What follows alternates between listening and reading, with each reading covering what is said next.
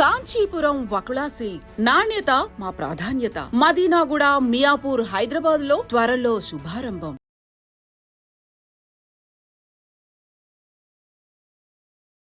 గత 2 రోజులుగా రన్యారావు ఈమె పేరు ఎంత మారుమోగుతుందంటే మామూలుగా కాదు. ఈమె మరి నిజం చెప్పాలంటే ఎవరు కూడా ఎక్స్పెక్ట్ చేయరు. సెలబ్రిటీ హోదాలో ఉంటూ ఏమైంది మంచి మంచి సినిమాలలో కూడా యాక్ట్ చేస్తూ ఏంది బాధ అని అనుకోక మానరు. ఎందుకంటే ఇంట్లో చూడ్డానికి ఇంత అందంగా ఉన్నది, యాక్టింగ్లో కూడా బాగానే యాక్ట్ చేస్తుందని పేరుంది. కన్నడకు సంబంధించిన నటులు అంటే నటించాలి, ప్రేక్షకులను మెప్పించాలి, సినిమాలు చేసుకోవాలి, బస్ వాళ్ళ దాంట్లో ఉంటారు. సరే ఎవరైనా గెస్ట్ లాగా పిలిస్తే అక్కడికి పోవడము, ఈ ఇనాగ్రేషన్లు అవన్నీ కూడా అడిషనల్గా ఉంటాయి. దట్స్ ఓకే, అక్కడి వరకు ఫైన్. కానీ ఒక్కసారి ఈ కొంతమంది సెలబ్రిటీస్ పెద్ద హోదాలో ఉన్నటువంటి వాళ్ళ వార్తలు కొన్ని అసలు షాకింగ్ వార్తలే ఉంటాయి. అది కూడా ఇట్లాంటిదే. బికాజ్ 2 రోజుల నుంచి ఈమె పేరు ఇంటర్నెట్లో మారుమోగుతుంది. రన్యారావు ఎవరు అని సర్చ్ చేసిన వాళ్ళ సంఖ్య కూడా చాలా పెద్ద ఎత్తునే పెరుగుతోంది. అసలు ఏంది కథ అంటే దుబాయ్ నుంచి అక్రమంగా బంగారం తీసుకొస్తూ దొరికిపోయిన ఈ నటికి బెంగళూరులోని ఆర్థిక నేరాల ప్రత్యేక న్యాయస్థానం 2 వారాల జ్యుడిషియల్ రిమాండ్ విధించింది. ఆమెను విచారిస్తే బంగారం అక్రమ రవాణా రాకెట్ బయటపడొచ్చని డైరెక్టరేట్ ఆఫ్ రెవెన్యూ ఇంటెలిజెన్స్ అధికారులు కస్టడీ కోరుతూ న్యాయస్థానానికి అర్జీ పెట్టుకున్నారు. ఈమె దుబాయ్ నుంచి అక్రమంగా బంగారం తెస్తూ, అది మామూలు అంటే తక్కువ సంఖ్యలోది కాదు, బంగారం కూడా కిలోల కొద్దే బంగారం. ఈ ఒక్కసారి పట్టుబడ్డది. కానీ మేడం అంతకంటే ముందు చాలా సార్లు ఇట్లా కిలోల బంగారం తీసుకొచ్చిందట. అందుకని ఇప్పుడు ఏం చేసిర్రు పోలీసులు కూడా, కస్టడీకి ఇవ్వండి అయ్యా మాకు, ఎందుకంటే ఈమెను విచారిస్తే ఇంకెన్ని కిలోల బంగారం బయటపడుతుందో అర్థమైతలేదు. ఈమె చిట్ట చాలా పెద్దగా ఉంది, జస్ట్ కొన్ని క్వశ్చన్లు అడిగితేనే ఆమె ఇంత పెద్దవి చెప్తున్నది. ఈమెను మొత్తం కస్టడీకి ఇస్తే ఇంకేమేమి చెప్తుందో, ఎన్నెన్ని కిలోల బంగారం ఉన్నదో అర్థమైతలేదు, కాబట్టి కస్టడీకి ఇవ్వండి అని న్యాయస్థానానికి వెళ్ళిండట. సీనియర్ ఐపీఎస్ అధికారి రామచంద్రరావుకు అత్యంత సన్నిహిత బంధువు ఈ రన్యారావు. అసలు పేరు హర్షవర్ధని యజ్ఞేష్. సినీ రంగంలో రాణించొచ్చన్న నమ్మకంతో రన్యారావుగా పేరు మార్చుకుంది. యాక్చువల్లీ ఈమె పేరు వచ్చేసి హర్షవర్ధని యజ్ఞేష్. కానీ సినిమా రంగంలోకి వచ్చేసరికి చాలామంది పేర్లు మార్చుకుంటూ ఉంటారు కదా హీరోయిన్స్, అట్లా ఈమె పేరు కూడా రన్యారావుగా మార్చుకుంది. తరచూ దుబాయ్కి వెళ్ళి వస్తూ ఉండడంతో డిఆర్ఐ అధికారులు ఆమెపై దృష్టి పెట్టారు. తరచుగా పోతుందట, మరి నెలకి ఎన్నిసార్లు పోయేసి వస్తుందో, అసలు ఇన్నిసార్లు దుబాయ్కి ఎందుకు పోయేసి వస్తుంది ఏంది, మరి ఈమె గురించి కూడా అసలు ఎందుకు డౌట్ వచ్చిందో. చాలామంది బిజినెస్ పర్పసెస్ రకరకాల అవసరాల కోసం దుబాయ్కి పోయేసి వస్తూ ఉంటారు. కానీ పర్టికులర్గా మరి ఈమె మీద డౌట్ ఎందుకు వచ్చిందో ఏందో తెలియదు. గత 15 రోజుల్లో 4 సార్లు వెళ్ళొచ్చిందని రంగంలోకి దిగినరు. అరే 15 రోజులలో 4 సార్లు దుబాయ్లో గంతగానం ఏం పని ఉంటుంది? ఇట్లా పోతుందట, ఇట్లా వస్తుందట, ఇట్లా పోతుందట, వస్తుందట. ఎందుకు ఇట్లా 15 రోజులనే 4 సార్లు ఎందుకు పోయింది అని డౌట్ వచ్చిందట. అక్కడ డౌట్ క్రియేట్ అయింది. సోమవారం రాత్రి ఆమె దుబాయ్ నుంచి బెంగళూరు విమానాశ్రయం చేరుకుంది. సోమవారం రోజు జరిగింది. ఇవాళ మనం గురువారం రోజు ఉన్నాం కదా, సోమవారం రోజు జరిగింది. ఇది గత 2 రోజుల నుంచి కూడా ఫుల్ వైరల్ అవుతుంది. రన్యారావు ఎవరు, అసలు ఏంది, ఏం కథ అని. సో ఈమె దుబాయ్ నుంచి బెంగళూరులో ల్యాండ్ అయింది. అప్పుడు ఏం చేసిండ్రు, రామచంద్రరావు హోదా అడ్డు పెట్టుకొని ఓ కానిస్టేబుల్ సహాయంతో 2-3 తనిఖీ కేంద్రాల నుంచి సులువుగానే బయటకు వచ్చారు. ఎగ్జాక్ట్లీ అసలు ఇదంతా కూడా సహకరించండి ఆఫీసర్లు, లోపల ఉన్నటువంటి వాళ్ళు సహకరించండి. ఎట్లవుతుంది, ఇంపాసిబుల్. అసలు గన్ని కిలోల బంగారం తీసుకొస్తుందంటే ఎవరికైనా పాసిబుల్ అవుతుందా? మనం ఓ 2-3 తులాలు తీసుకొస్తేనే కస్టమ్స్ అధికారులు ఆపేసి చలో ఇది కాదమ్మా అని పక్కన పడేసేస్తారు. ఎంత బతిమిలాడినా మనకి ఇయ్యరు. అట్లాంటిది కిలోల బంగారం ఎట్లా తీసుకొచ్చింది అంటే, రామచంద్రరావు హోదా అడ్డు పెట్టుకుని ఓ కానిస్టేబుల్ సహాయంతో 2-3 తనిఖీ కేంద్రాల నుంచి సులువుగా బయటకు వచ్చారు. చివరి ద్వారం మధ్య మాత్రం డిఆర్ఏ అధికారులు ఆమెను ఆపి సోదాలు చేశారు. దీంతో బంగారం అక్రమ రవాణా వెలుగు చూసింది. తొడలకు జిగురు రాసుకొని 14 బంగారు బిస్కెట్లను అంటించుకొని దానిపై టేపు, మరో వరుస క్రేప్ బ్యాండేజ్ వేసుకోవడాన్ని అధికారులు గుర్తించి అరెస్ట్ చేసిర్రు. దేవతమ్మ, అసలు ఈ ప్లాన్ చూడండి, ఇట్లా ఎన్నిసార్లు తెచ్చిందో కానీ సక్సెస్ఫుల్గా తీసుకొచ్చినట్టుంది. గతంలో కూడా ఎట్లా తీసుకొచ్చింది? తొడలకు జిగురు రాసుకొనట, 14 బంగారు బిస్కెట్లను అంటించుకొని దానిపై టేపు, మరో వరుస క్రేప్ బ్యాండేజ్ వేసుకొని తీసుకొని వచ్చిందట బంగారాన్ని.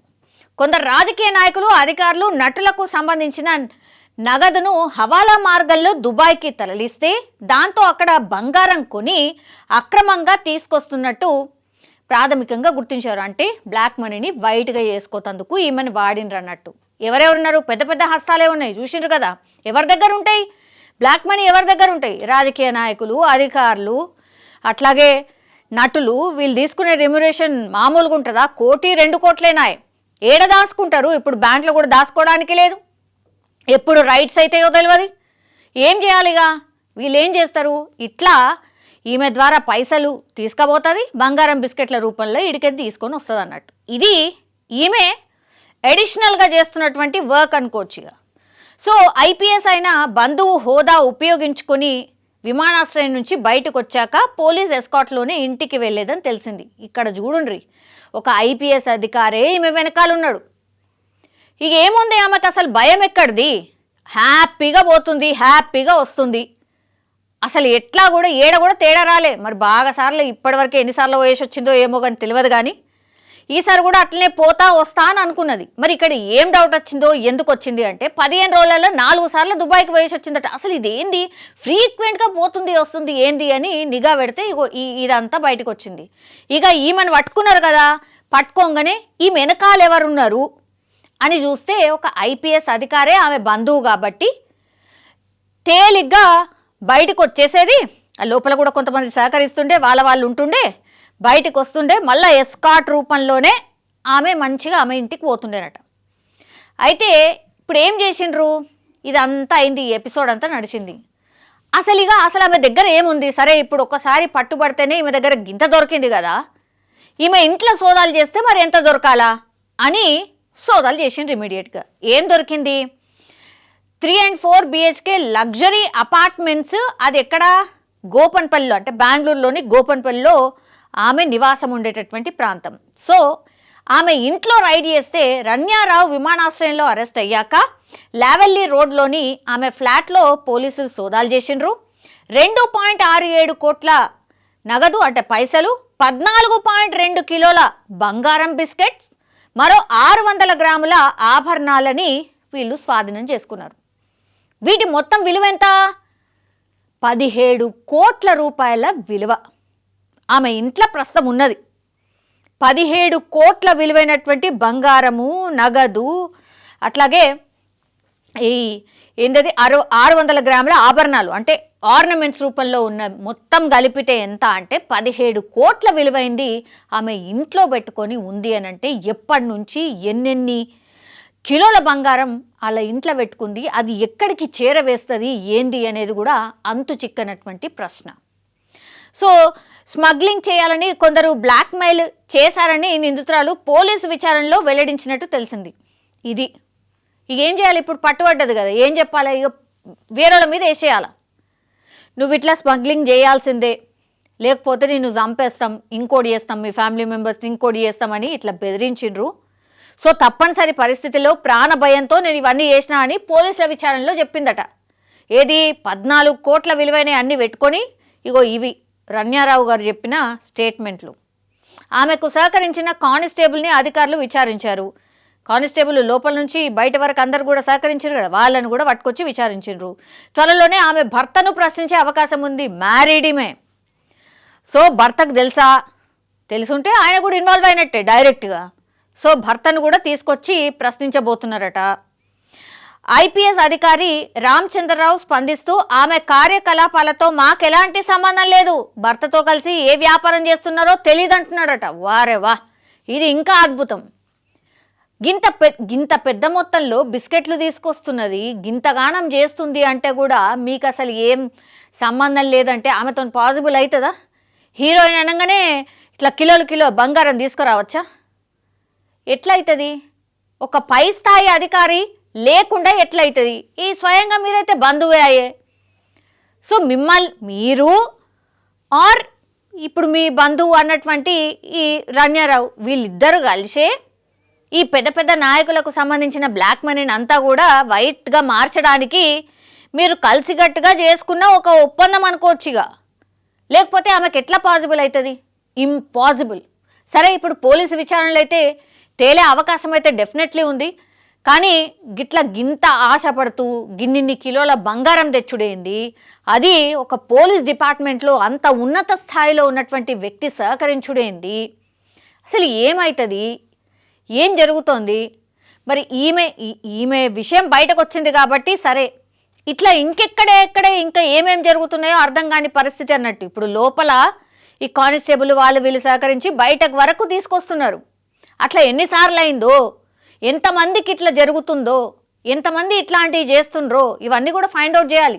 ఇంత నిగరాని పెట్టుకొని ఇంత పెద్ద వ్యవస్థను రన్ చేసుకొని అంతా చేస్తే కూడా ఇంటెలిజెన్స్ వ్యవస్థ ఉన్నది, ఇంత పెద్ద వ్యవస్థ ద్వారా కూడా ఇట్లా తప్పించుకొని వస్తున్నారు పోతున్నారు అని అంటేనే మరి ఎక్కడుంది లూప్ హోల్, ఎక్కడుంది ఏంది అనేది కూడా కరెక్షన్ చేయాల్సిన అవసరం అయితే కనిపిస్తోంది. కానీ రణ్యారావు ఇన్సిడెంట్ అయితే ఇప్పుడు అసలు సోషల్ మీడియాలో పెద్ద చర్చలాగా మారిపోయిన సిచ్యువేషన్ అయితే కనిపిస్తోంది.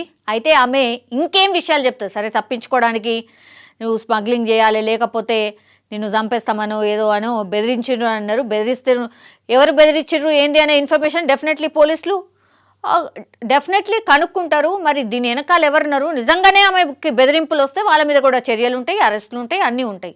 సో చూడాలి ఏం జరుగుతుంది ఏంది అనేది కూడా చూడాల్సిందే.